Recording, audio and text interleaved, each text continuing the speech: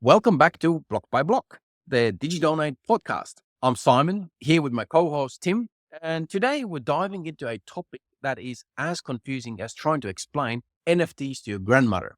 Gas fees, nodes, and networks. Exactly.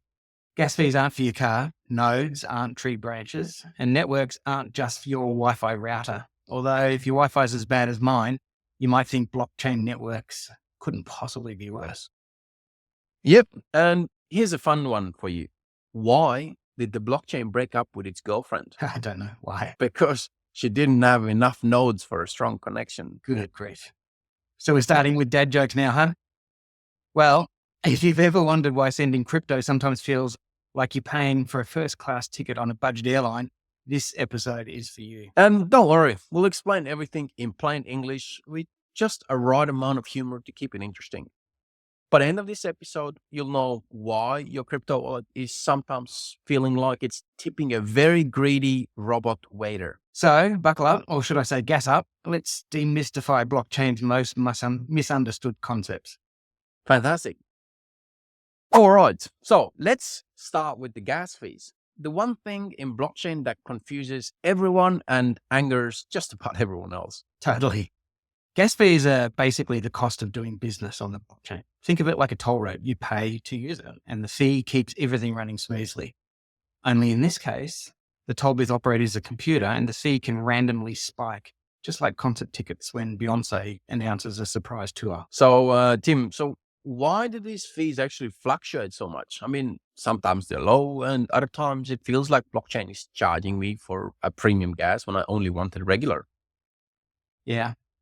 Well, gas fees depend on two main factors, network activity and transaction complexity. If the network's really busy, like when everyone's trying to mint the same NFT, gas fees skyrocket because you're competing for limited processing power. It's like surge pricing for Uber, but less predictable. Okay, it makes sense. So when on Friday afternoon, everyone's coming home from the pub and then everyone's trying to book an Uber at the same time, then the fee goes up. Okay. So let's put it into perspective. Imagine you're trying to send a small amount of crypto to a friend, but then you see a gas fee is 5 times the amount that you're sending. It's like trying to buy a $2 taco and being told that you have to pay $10 just to get in line at the taco truck. Yeah, exactly. And this is where it gets tricky. If you don't pay enough in gas fees, your transaction gets stuck. It's like sending a carrier pigeon with a message and not giving it enough birdseed. So in other words, gas fees are what keep the blockchain moving, but they can also make it feel like you're tipping like a very, very hungry waiter just to get your meal. Yeah, spot on. But it's important to remember that the fees are how miners or validators get paid for doing the computational work. Without them, blockchain wouldn't function. But yeah, sometimes it feels like they're working overtime and charging you for it. So coming up next, we'll talk about the nodes that make all of this possible. And spoiler alert, they're not tree branches, but they are the backbone of blockchain networks. Stick around. All right, Tim, let's branch out a little. Pun actually is intended in this case. And let's talk about nodes. What are they and why are they so important in the blockchain world? Good question. So nodes are like the worker bees of the blockchain hive. They're the individual computers that store and verify the blockchain's data. Without nodes, the entire system collapses faster than a house of cards in a wind tunnel. Well, nodes communicate with each other to agree on the blockchain's data. The process is called consensus. So for example, when you send crypto, the nodes check that your wallet has enough funds to verify the transaction. And once the transaction is approved, it gets added into the blockchain. So if every node is doing the same job, or do they have like specialized roles, or like are some of them overachievers of the group? Yeah, pretty much. There are different types of nodes. So full nodes store a complete copy of the blockchain's history. They're like the librarians of the system. And light nodes, on the other hand, they only store key information and rely on full nodes for details. So think of them as the Spark nodes version of the blockchain. So let me guess, running a full node takes up a ton of resources, right? Like trying to keep your fridge stocked during a party, or? Exactly. So yeah, way more resources than a light node. So running a full node requires, significant storage and good processing power. And that's that's not everyone can run one, but we need them to keep the blockchain decentralized and secure. Okay, so here's the big question. Why should an average person care about the nodes and what's in it for them? Well, good point. But nodes are what make blockchain decentralized. They ensure no single entity controls the data. If you trust the blockchain, it's because you trust the nodes to validate and store information. It's a fundamental backbone of the blockchain. Plus, the more nodes there are, the harder it is for bad actors to mess with the system. Okay. So nodes are like guardians of the blockchain galaxy. Speaking of which, how do you tie the nodes into the network we always hear about? That's coming up next, folks. Stay tuned. All right, Tim. We talked about gas fees and nodes. So now it's time to connect the dots, or should we say blocks, and dive into the blockchain networks. What exactly are these networks and how do they work? Nice segue. A blockchain network is essentially the ecosystem where all the nodes, transactions, and smart contracts interact. So you can think of it like a digital city where everyone has a role to play. Nodes are the citizens, transactions are the traffic, and the blockchain itself is the city's infrastructure. So are there like different types of blockchain networks, or is it all just one big city? No, there's definitely different cities. The most well known are the Ethereum and Bitcoin, but there are tons of others like Solana, Polkadot, Avalanche. Each network has its own rules, strengths, and weaknesses. For example, Bitcoin is a bit like a fortress. It's super secure, but not very fast. Ethereum, on the other hand, is a bit like a tech hub. It's great for building applications, but it can get very crowded. Okay, so that explains why some networks are more expensive to use than others. But what makes one network better than the other? Well, like everything, it depends on what you're looking for. So some networks prioritize security, while others focus on speed and scalability. There's also the question of interoperability. How well can one network communicate with another? It's still a big challenge in the blockchain space, but projects like Polkadot and Cosmos are working to bridge those gaps. Yeah, I've heard about the Polkadot blockchain, that their interoperability is one of their selling points.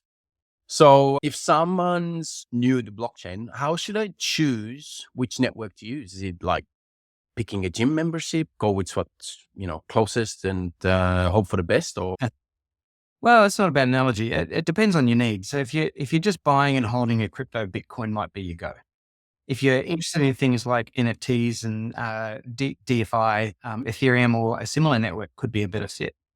And for developers, it's about which network has the best tools and community support.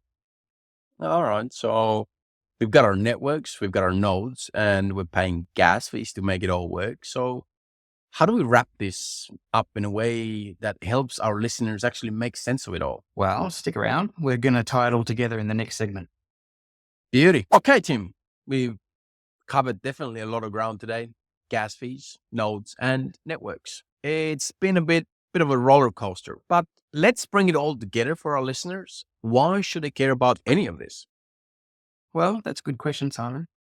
So here's the deal. Understanding these concepts, it's like having a roadmap for navigating the blockchain world. The gas fees, that's the cost of using the network, like a toll. Nodes, they're the backbone of keeping everything decentralized and secure. And the networks, that's the ecosystem where it all happens. So choosing the right one can make a big difference depending on what your goals are. So basically, if you're jumping into crypto or blockchain, knowing this stuff helps you avoid expensive mistakes like overpaying gas fees or picking network that doesn't really suit your needs.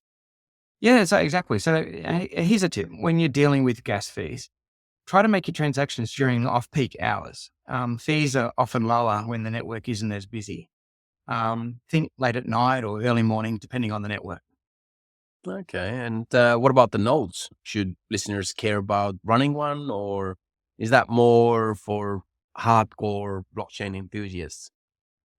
Well, yeah, running a node's definitely for those who want to contribute to the network and get more involved. But you don't have to do that. You do need to understand their role, and that it gives you a better appreciation for how blockchains work, and also why it's so secure. Got it. So As for the networks, it sounds like the takeaway is to research and figure out which one aligns with your goals.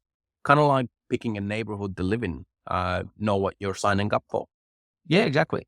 But remember, blockchain's not just about crypto. It's the foundation for Web3, which is all about decentralization, ownership, and transparency. Love it. So whether you're here to make a transaction, invest, or just simply learn, understanding gas fees, nodes, and networks is key to unlocking the full potential of the blockchain. Yeah, well said. So blockchain might seem complicated, but once you break it down block by block, it's not so bad. Love it.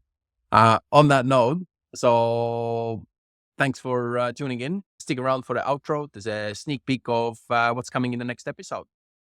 All right, that's a wrap for this episode of Block by Block. We hope we've cleared up some of the mystery around gas fees, nodes, and networks, and maybe even gave you a bit of a laugh along the way. Absolutely. Blockchain doesn't have to be intimidating. And once you understand the basics, you'll feel a lot more confident. Plus, now you can impress your friends by explaining what gas fees actually are, or at least confuse them enough that they stop asking the question. Exactly. And hey, if you like this episode, make sure to like, subscribe, and comment on our channel. We'd love to hear your thoughts or answer your burning blockchain questions. Like, why does it feel like my wallet needs its own wallet to pay gas fees? Yeah, and if you've got friends who are curious about blockchain, but think nodes are tree branches, send this episode their way.